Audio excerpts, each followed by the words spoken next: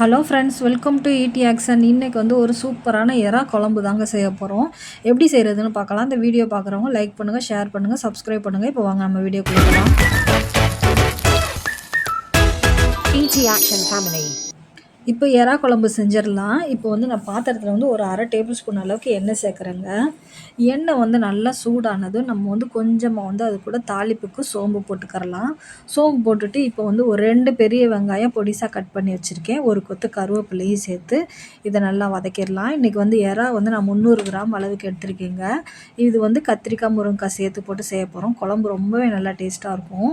இப்போ வெங்காயம் வந்து கொஞ்சம் வதங்கிருச்சு. இப்போ வதங்கிக்கிட்டு இருக்கையிலேயே நம்ம வந்து இஞ்சி பூண்டு வந்து ஒரு 1.5 ஸ்பூன் அளவுக்கு சேர்த்துக்கலாங்க. இஞ்சி பூண்டு சேர்த்து கொஞ்சம் வதக்கையிலேயே நம்ம உப்பு சேர்த்து வதக்கிக்கிட்டால் நல்லா வதங்கும். இப்போ ஒரு 1/2 ஸ்பூன் அளவுக்கு நான் உப்பு சேர்த்துருக்கேங்க. சேர்த்து இது வதங்கட்டும். இப்போ தக்காளி பழம் வந்து நல்ல பெரிய பழமாக நான் நல்ல பழமாகவே 2 பழம் எடுத்திருக்கேன். இப்போ தக்காளி வந்து நம்மளுக்கு நல்லா நைஸாக கரைஞ்சி வரணும். அது வரைக்கும் இதை வதக்கிக்கிறலாம். லைட்டாக வதக்கிட்டு இதை மூடி போட்டு எடுத்தோம்னா சீக்கிரத்தில் வதங்கிடும். நம்ம உப்பு வேற போட்டிருக்கறனால நல்லா வதங்கி வந்துடுங்க. இங்கே பாருங்கள், நல்லா வதங்கிடுச்சு பாருங்கள்.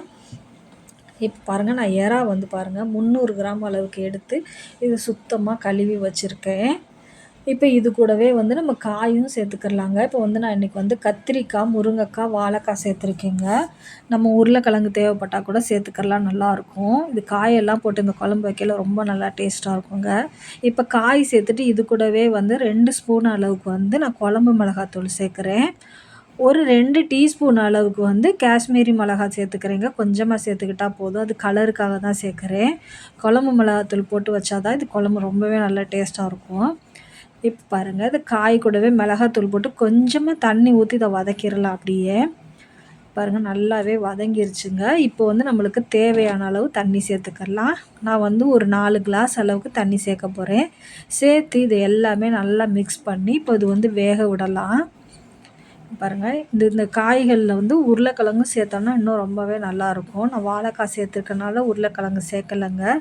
இப்போ காய் சேர்த்து நல்லா கொதி வருது. இப்போ வந்து ஒரு நெல்லிக்காய் சைஸு, சின்ன நெல்லிக்காய் சைஸ் அளவுக்கு புளி எடுத்து சேர்த்துக்கலாம். ஏன்னா தக்காளி பழம் நம்ம நல்லா பழமாக தான் எடுத்திருக்கேன். அதனால் வந்து கொஞ்சமாகவே புளி சேர்த்தோம்னா போதும்.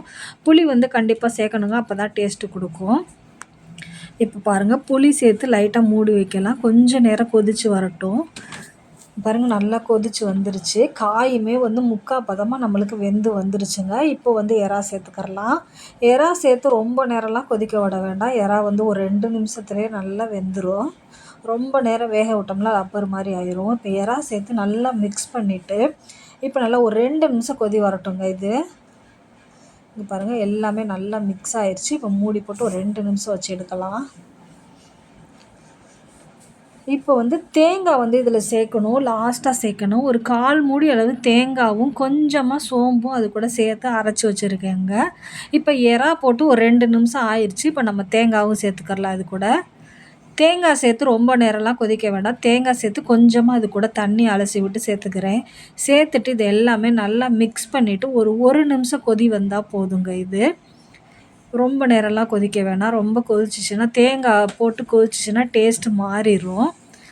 இப்போ பாருங்கள், எல்லாம் மிக்ஸ் பண்ணிவிட்டு உப்பு எல்லாம் கரெக்டாக இருக்கான்னு பார்த்துட்டு செக் பண்ணிவிட்டு இப்போ லாஸ்ட்டாக வந்து கொத்தமல்லி தூவி விடுறேன் மேலே. இப்போ கொத்தமல்லி எல்லாம் தூவியாச்சு. தூவிட்டு வந்து நம்மளுக்கு 1 நிமிஷம் இது கொதிச்சாலே போதுங்க. தேங்காய் போட்டு அதிக நேரம் கொதிக்க வேண்டாம். இப்போ பாருங்கள், கொதி வர ஆரம்பிக்குது. லைட்டாக கொதி வந்தாலே போதும். இப்போ பாருங்கள், நல்லா 1 நிமிஷம் கொதிச்சிருச்சுங்க. இப்போ வந்து அடுப்பையுமே நான் ஆஃப் பண்ணிவிட்டேன். ஆஃப் பண்ணிவிட்டு இப்போ லைட்டாக கொத்தமல்லி தூவி இறக்கிடலாம். அவ்வளோதாங்க, ரொம்பவே சூப்பரான எறா குழம்பு ரெடி ஆயிடுச்சு. இதே போல் நீங்களும் ட்ரை பண்ணி பாருங்கள். தேங்க்யூ ஃபார் வாட்சிங்.